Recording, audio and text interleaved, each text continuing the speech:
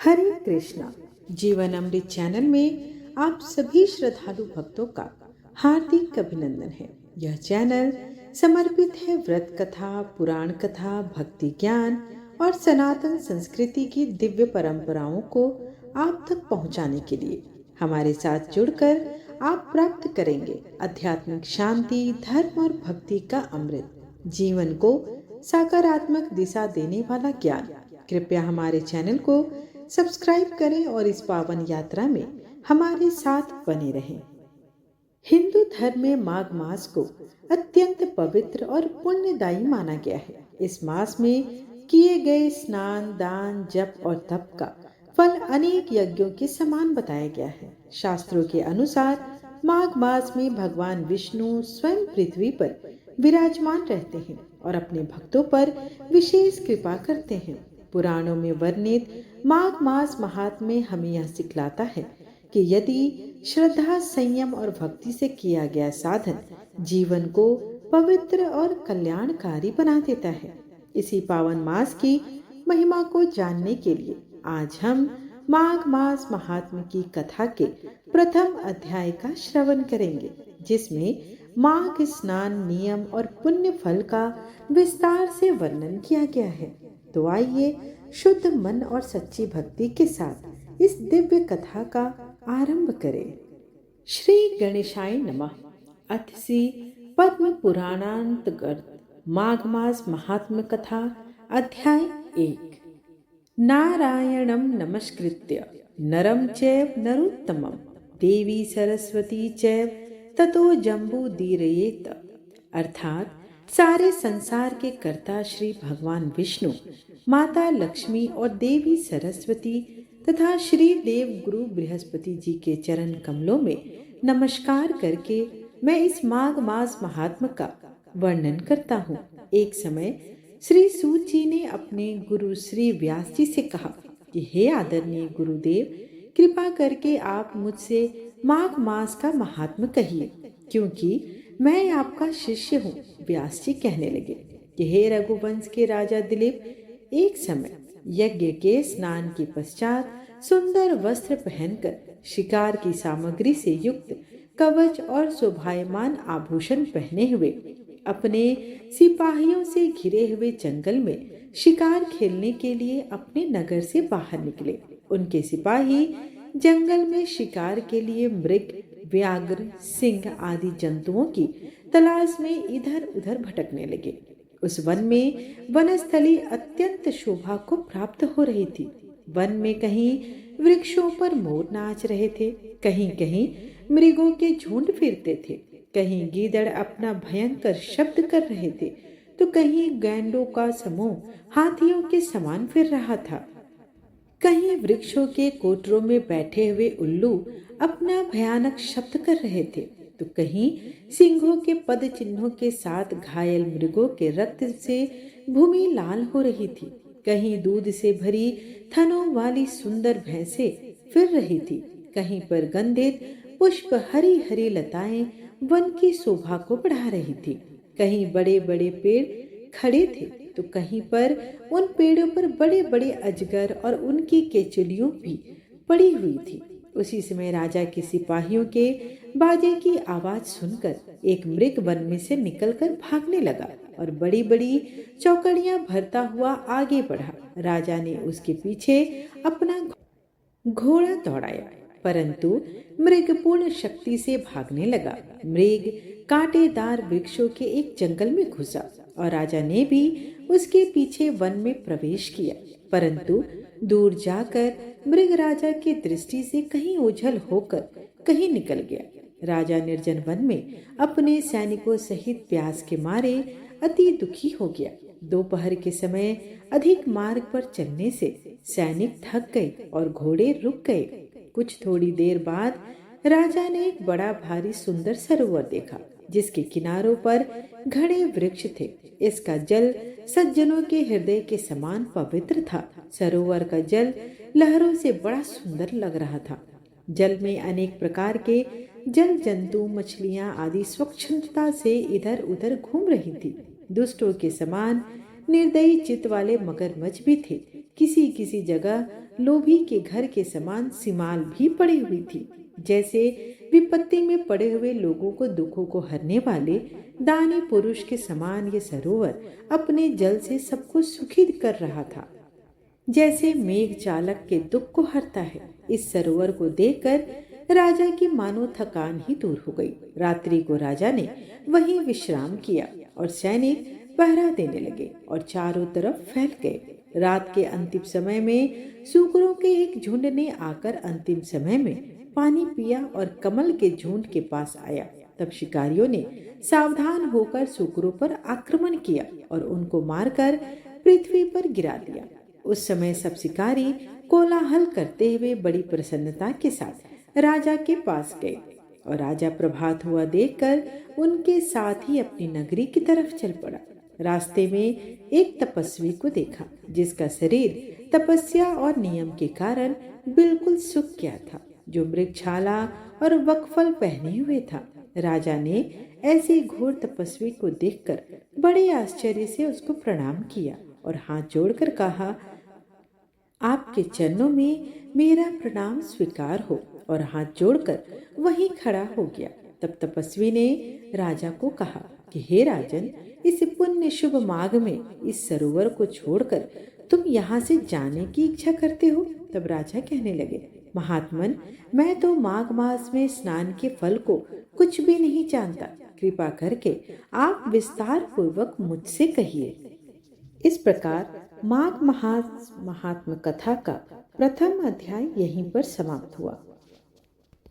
अब हम रसपान करेंगे माता तुलसी की कथा का। एक कन्या थी। जब वह थोड़ी बड़ी हुई और उसको समझ आने लगी, तब से ही वह तुलसी माता जी की पूजन करने लगी। उसके प्रतिदिन का वह नियम था कि तुलसी माता जी का पूजन करने के बाद ही वह खाना खाती थी। जब वह कन्या शादी के लायक हुई, तब उसके माता पिता ने उसकी शादी करवा दी।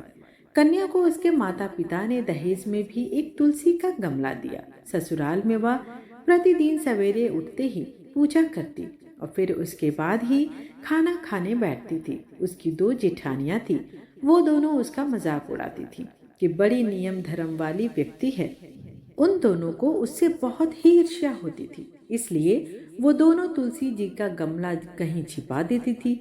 वह कन्या बड़ी मुश्किल से गमला को ढूंढ कर लाती, अच्छे से पूजा करती थी और फिर खाना खाने बैठ जाती थी। वह गमला ढूंढ कर लाती तो एक दिन तो उसकी जेठानियों ने क्या किया कि गमला ही कहीं दूर ले जाकर फेंक दिया। कन्या ने खूब ढूंढा पर उसे गमला नहीं मिला। वह बहुत ही परेशान हो गई। उस दिन तो उसने खाना भी नहीं खाया। उसका नियम जो था, उस कन्या की सच्ची भक्ति देखकर तुलसी माता उससे बहुत प्रसन्न हो गई और उसके कमरे में तुलसी माता का गमला प्रकट हो गया। अगले दिन सुबह जब वो उठी तो क्या देखती है कि उसकी खाट के चारों कोनों पर तुलसी माता का गमला आ गया है। यह देखकर वह तो बहुत ही प्रसन्न हो गई। अब मेरी तुलसी माता को कोई चुरा नहीं सकेगा। पूजन करने के लिए भी कहीं और जाना नहीं पड़ेगा और कोई मेरी तुलसी माता को फेंक भी नहीं सकेगा। वह तो जल्दी से उठकर स्नान करती और तुलसी माता की पूजन कर लेती। जब वह खाना खाने बैठी तो उसकी जेठानियां उसका मजाक करने लगी कि लो, देवरानी का नियम धर्म तो पूरा हो गया। उससे पूछती है कि तुलसी जी की पूजा कर ली क्या? देवरानी धीरे से बोलती है, हाँ मैंने कर ली। जेठानियां बोलती है, कहाँ से कर ली पूजा? गमला तो फेंक दिया। देवरानी कहती है, देख लो मेरे कमरे में खाट पर तुलसी जी लग रही हैं। जेठानियां बहुत शर्मिंदा हुई और बोली कि देवरानी, तेरी भक्ति सच्ची है, हमने तुझे बहुत परेशान किया है, हमें माफ कर दो। और देवरानी ने उन्हें माफ कर दिया। आज शनिवार का दिन है, तो आज शनि देव की कथा के साथ ही हम वीडियो का समापन करेंगे। शनिवार का पवित्र व्रत रखने से शनि दोष और साढ़े साथी के कष्ट कम होते हैं। न्याय और सत्य के मार्ग पर चलने की प्रेरणा मिलती है। कार्यों में आने वाली बाधाएं भी दूर हो जाती है। मन में धैर्य और आत्मविश्वास बढ़ता है। शनिदेव प्रसन्न होकर भक्तों पर अपनी कृपा वर्षा करते हैं। जिस घर में शनिदेव की पूजा होती है, वहां अन्याय और दुख का प्रवेश नहीं होता। इसी मान्यता के साथ आइए श्रवण करें पवित्र शनिवार व्रत कथा का। प्रेम से बोलिए जय शनिदेव। एक समय की बात है, सभी नवग्रहों सूर्य, चंद्र, मंगल, बुध, बृहस्पति, शुक्र, शनि, राहु और केतु में विवाद छिड़ गया कि इनमें सबसे बड़ा कौन है। सभी आपस में लड़ने लगे और कोई निर्णय ना होने पर देवराज इंद्र के पास निर्णय कराने पहुंचे। इंद्र इससे घबरा गई और इस निर्णय को देने में अपनी असमर्थता जताई, परंतु उन्होंने कहा कि इस समय पृथ्वी पर राजा विक्रमादित्य हैं, जो कि अति न्याय प्रिय हैं। वे ही इसका निर्णय कर सकते हैं। सभी ग्रह एक साथ राजा विक्रमादित्य के पास पहुंचे और अपना विवाद बताया, साथ ही निर्णय के लिए कहा। राजा इस समय से अति चिंतित हो उठे, क्योंकि वे जानते थे कि जिस किसी को भी छोटा बताया वही कुपित हो उठेगा। तब राजा को एक उपाय सूझा। उन्होंने स्वर्ण, रजत, कांस्य, पीतल, सीसा, रांगा, जस्ता, अबरक और लौ से 9 सिंहासन बनवाए और उन्हें इसी क्रम से रख दिए। फिर उन सब से निवेदन किया कि आप सभी अपने अपने सिंहासन पर स्थान ग्रहण करें। जो अंतिम सिंहासन पर बैठेगा वही सबसे छोटा होगा। इस अनुसार लौह का सिंहासन सबसे बाद में होने के कारण शनिदेव सबसे बाद में बैठे, तो वही सबसे छोटे कहलाए।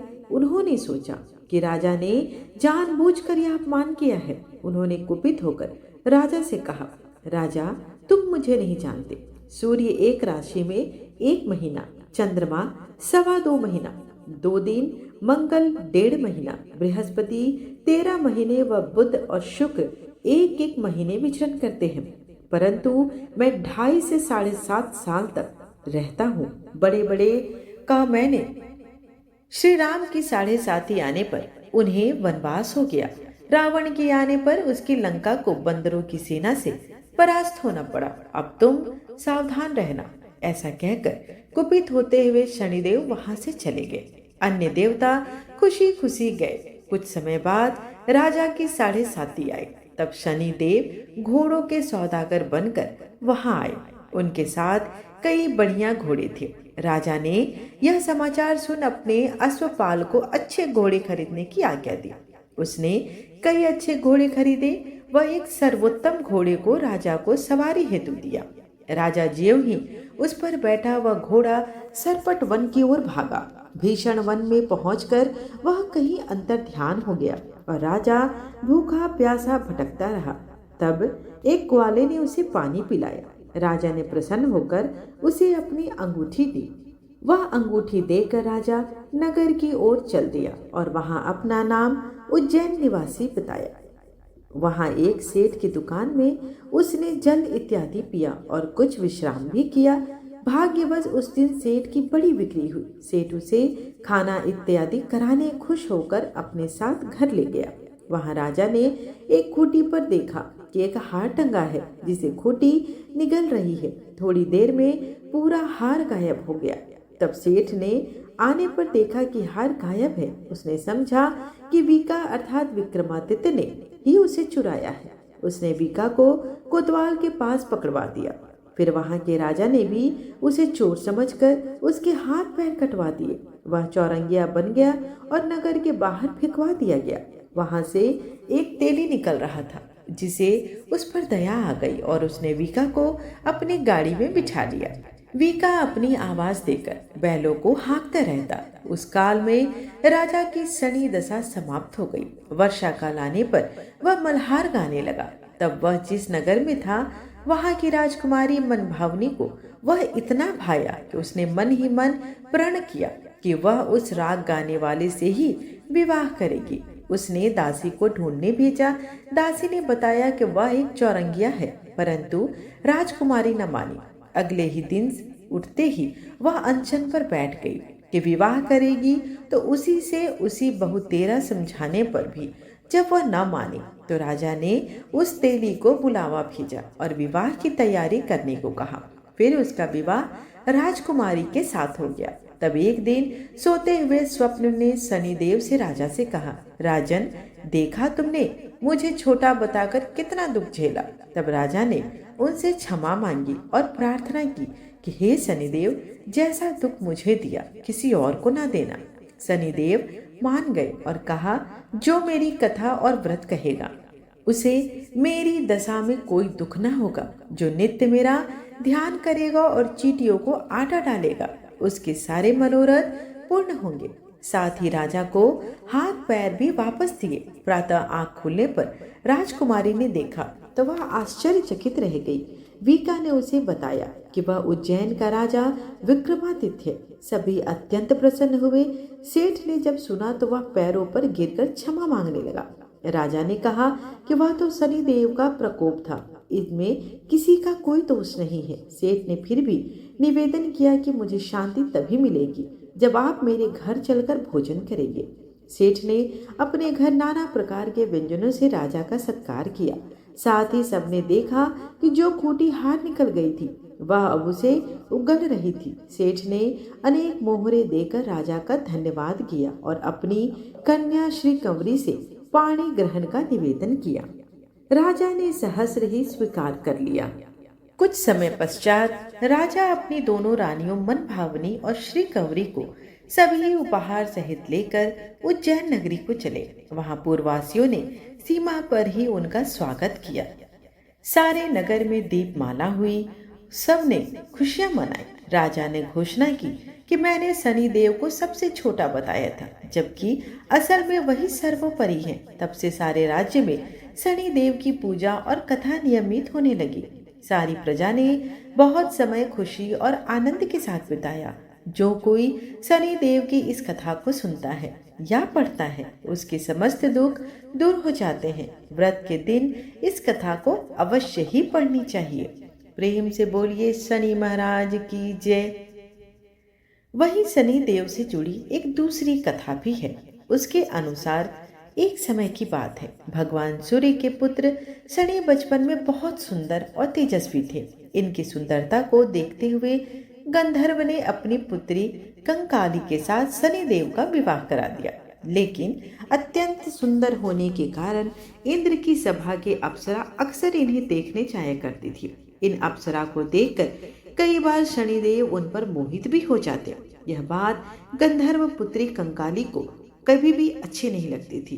तब गंधर्व पुत्री कंकाली ने अपने पति शनिदेव को यह श्राप दे दिया कि आपकी दृष्टि हमेशा नीचे की तरफ रहे। अगर आप सीधी दृष्टि से किसी की तरफ देखते हैं तो उस पर 7.5 का प्रभाव पड़ जाएगा। तब शनिदेव भगवान शिव की घोर तपस्या की। तपस्या के पश्चात भगवान शिव प्रसन्न हुए और बोले, हे सूर्य पुत्र शनिदेव वर मांगो। तब शनिदेव बोले, यह सदा शिव शंभु हम पर कृपा करके हमें सृष्टि पर सीधे देखने के लिए वर दीजिए। भगवान शिव बोले, जो व्यक्ति शनिवार के दिन पीपल के नीचे तेल चढ़ाएगा उस पर तुम्हारे पड़ने वाले को दृष्टि शुभ दृष्टि में बदल जाएगी। इसलिए शनिवार के दिन पीपल के नीचे शनि देव की पूजा आज भी होती है। इस प्रकार शनिवार व्रत कथा यहीं पर समाप्त हुआ। आइए अब हम रसपान करेंगे शनि चालीसा का और वीडियो का समापन करेंगे। जय गणेश गिरजा सुवन मंगल करण कृपाल, दीनन के दुख दूर करी कीजय नाथ निहाल। जय जय जय श्री शनि देव प्रभु, सुनहु विनय महाराज, करहु कृपा हे रवि तनय, राखहु जन की लाज। जयति जयति शनिदेव दयाला, करत सदा भक्तन प्रतिपाला। चारि भुजा तनु श्याम विराजे, माथे रतन मुकुट छवि साजे। परम विशाल मनोहर भाला, टेढ़ी दृष्टि बिकुटी विकराला। कुंडल श्रवण चमाचम चमके, हिय माल मुकुतन मणि दमके। कर में कदा त्रिशूल कुठारा, पल बिच करे अरहि संहारा। पिंगल कृष्णो छाया नंदन, यम को नाश्त रौद्र दुख भंजन। सौरी मंद शनि दस नामा, भानु पुत्र पुजहि सब कामा। जा पर प्रभु प्रसन्न होई जाहि, रकहु राव करे क्षण माही। पर्वत हु तीर्ण होई निहारत, तृण हु को पर्वत करि डारत। राज मिलत पन राम ही दिन हो, ककहु कई मति हरि लीन हो। बनहु में मृग कपट दिखाई, मातु जान की गई सख चुराई। लखनहिम शक्ति विकल करि डारा, मचगा दल में हाहाकारा। रावण की गतिमति बौराई, रामचंद्र सो बैर बढ़ाई। दियो के रिकीट कंचन लंका, बजी बजरंग वीर की डंका। रिप विक्रम पर तुही पो गुधारा, चित्र मयूर निगलही गए हारा। हार नौलखा ला गयो चोरी, हाथ पैर डरवायो तोरी। भारी दशा निकृष्ट दिखायो, तेल ही घर को लहू चलवायो। विनय राग दीपक मह किन्हो, तब प्रसन्न प्रभु भयो सुख दिन हो। हरिश्चंद्र रिप नारी बिकानी, आप हूँ भरे डोम घर पानी। तैसे नल पर दशा सिरानी, भुंजी मीन कूद गई पानी। श्री शंकर ही गयूं जब पाई, पार्वती को सती कराई। तनिक विलोकत ही करी रीसा, नभ उड़ गयो गौरी सुत सीसा। पांडव पर भय दशा तुम्हारी, बची द्रौपदी होती उद्धारी। कौरव के भी गतिमति मारियो, युद्ध महाभारत करी डारियो। रवि कहम मुख महम धरी तत्काला, लेकर कूदी परयो पताला। शेष देव लखी विनति लाई, रवि को मुख ते दीतो छुड़ाई। वाहन प्रभु के साथ सुजाना, दग दिग्गज गर्धव मृग रवाना। जम्बुक सिंह आदि नखधारी, सो फल ज्योतिष कहत पुकारी। गजवाहन लक्ष्मी गृह आवे, है ते सुख संपत्ति उपजाए। गर्दव हानि करे बहु काजा, सिंह सिद्ध कर राज समाजा। जम्बुक बुद्धि नष्ट कर डारे, मृगिक दे कष्ट प्राण संहारे। जब आवहि प्रभु स्वान सवारी, चोरी आदि होय डर भारी। तैसे ही चारि चरण यह नामा, स्वर्ण लोह चांदी अरुतामा।